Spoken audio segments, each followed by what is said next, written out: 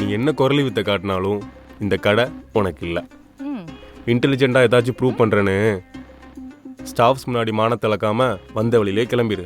அதான் உனக்கு நல்லது.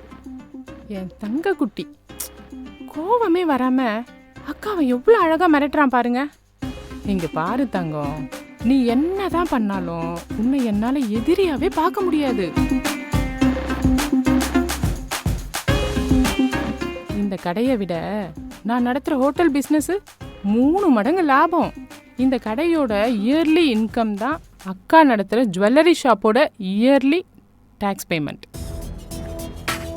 மச்சான், ஆள் தான் பல்கா இருக்கான்னு பார்த்தா பண்ற பிசினஸும் பல்கா இருக்குடா. ஆமாண்டா. அப்புறம் ஏன் இங்கேயே சுத்தி சுத்தி வரேன்னு தானே பாக்குற?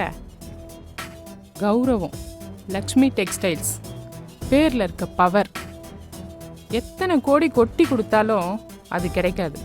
தலைமை பண்பெல்லாம் என் ரத்தத்திலே ஊர்னது தங்கம். அதான் இந்த கடை வேணும்னு ஒத்த காலில் நிக்கிறேன். சக்கரை முதலாளி, உனக்கு இன்னொரு திருக்குறள் தெரியுமா? இவரிலும் மான் பிறந்த மானமும் மானா உவகையும் ஏதம் இறைக்கு.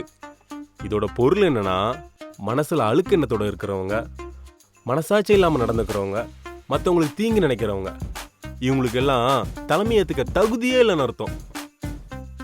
இது புரிய வேண்டியவங்களுக்கு புரியும்னு நினைக்கிறேன்.